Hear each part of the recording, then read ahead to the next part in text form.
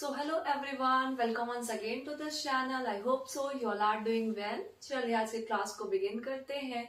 तो हम लोग मोर देन 1.5 मंथ बाद आज मिल रहे हैं, बट अब से मैं ट्राई करूंगी कि रेगुलर रहूं। मुझे कुछ कॉलेज का काम आ गया था और कॉलेज में मैं बिजी हो गई थी, इसलिए मैं लेक्चर्स नहीं अपलोड कर पा रही थी। बट अब से हम रेगुलर रहेंगे, आपको वीक में 2-4 वीडियोस देखने को मिलेंगे। आज का हमारा टॉपिक है, पहले टॉपिक पे आते हैं, फिर बाद में बाकी बात करेंगे ना। Digestion and absorption of food. इसमें आज हम लोग पढ़ने वाले हैं structure and function of digestive system. तो डाइजेस्टिव सिस्टम होता क्या है, पहले इसके बारे में तो जान लेते हैं, तब तो स्ट्रक्चर के बारे में पढ़ेंगे। क्लियर? तो पहले हेडिंग डालते हैं स्ट्रक्चर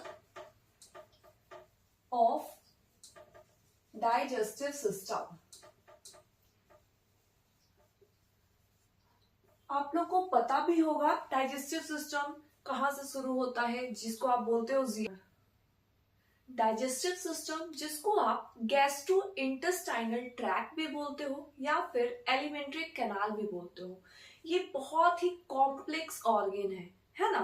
बहुत ही सिंपल ऑर्गन नहीं है, ये कैसा ऑर्गन है, कॉम्प्लेक्स ऑर्गन है। तो पहला पॉइंट आपको पता चला, डाइजेस्टिव सिस्टम जिसको आप बोलते हो जीआई ट्रैक्ट या फिर एलिमेंट्री कैनाल, ये कॉम्प्लेक्स ऑर्गन है और यही रिस्पॉन्सिबल करता है कि बॉडी में क्या चीज ब्रेक डाउन होगी, किस चीज की ट्रांसपोर्ट होगी, किस चीज का फूड प्रोडक्ट्स एलिमिनेट होगा, किस चीज का क्या, वो सब कुछ यहीं से डिसाइड होता है।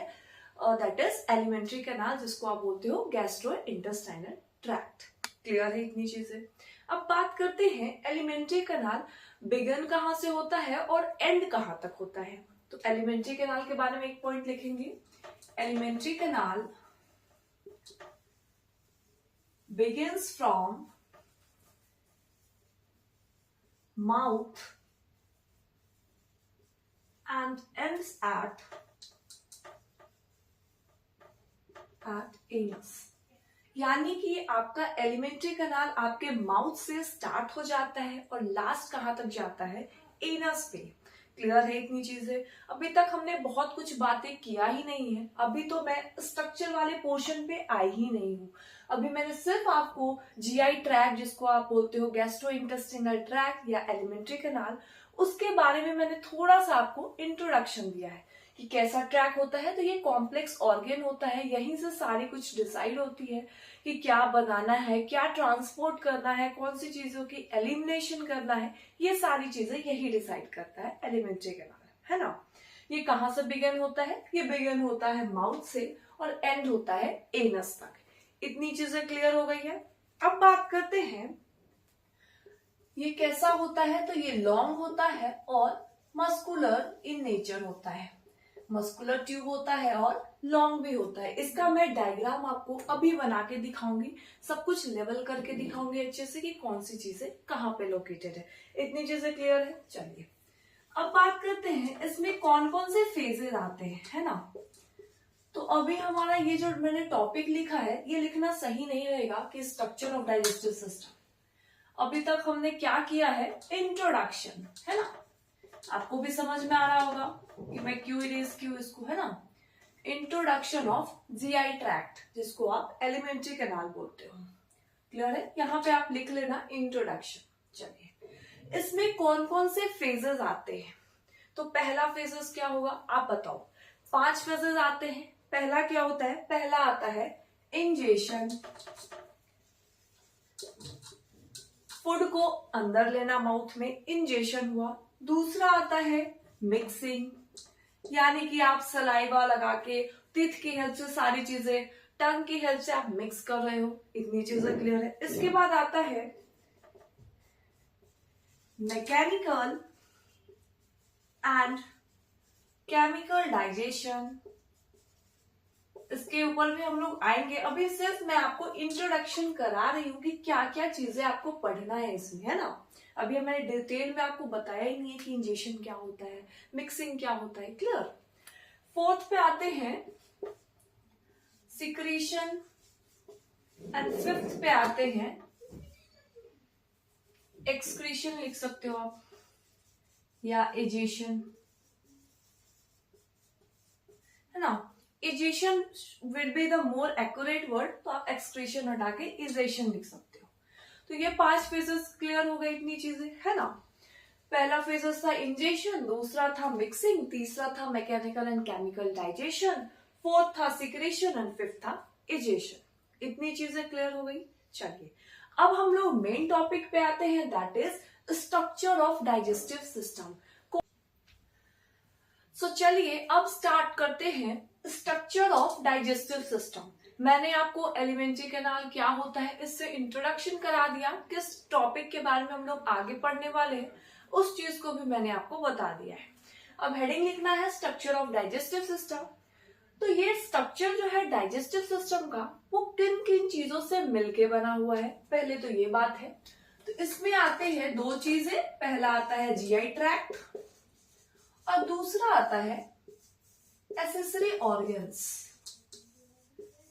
Accessory organs and GI tract. तो सबसे पहले हम लोग क्या कवर करने वाले हैं, जीआई ट्रैक्ट को पूरा कवर करेंगे, उसके बाद आएंगे हम लोग एक्सेसरी ऑर्गन्स के ऊपर। क्लियर है इतनी चीजें। चलिए तो हेडिंग लगाना है जीआई ट्रैक्ट।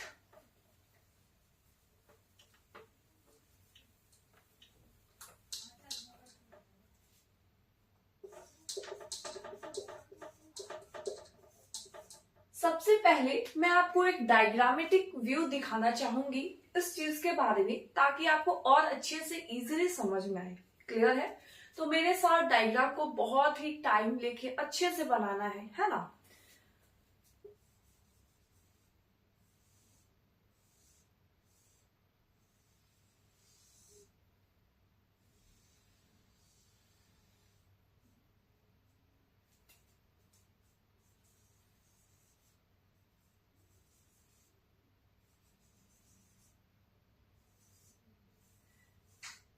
आपको रफ स्केच भी ही बनाना है समझने के लिए, बाद में आप बाद में अच्छे से कर सकते हो, अभी आपको रफ स्केच बनाना है। क्लियर है।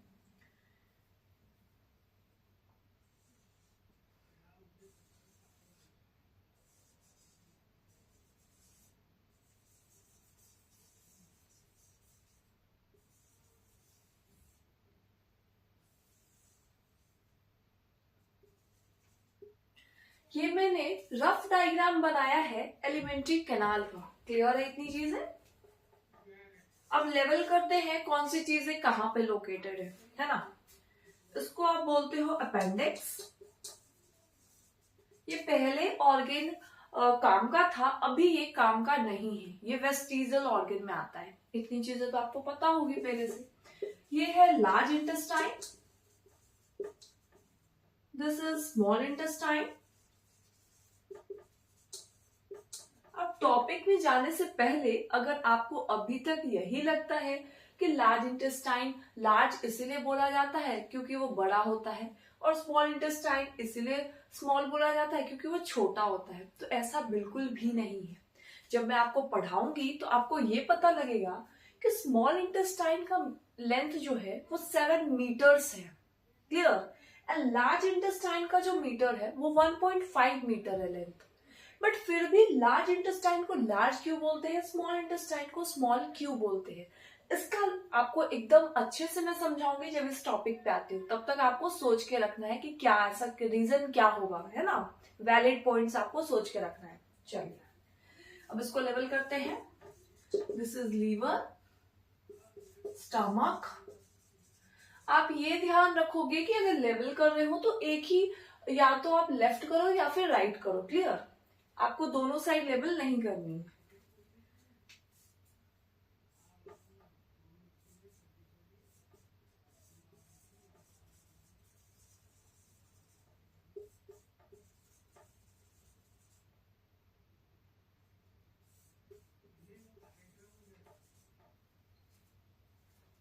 बाकी का आप खुद से लेवल करोगे। मैंने 2 पॉइंट्स आपके लिए रखा है कि यहाँ पे ये ऑर्गन कौन सा है और ये ऑर्गन कौन सा है, कौन सा पैनक्रियास है और कौन सा गैल ब्लैडर है।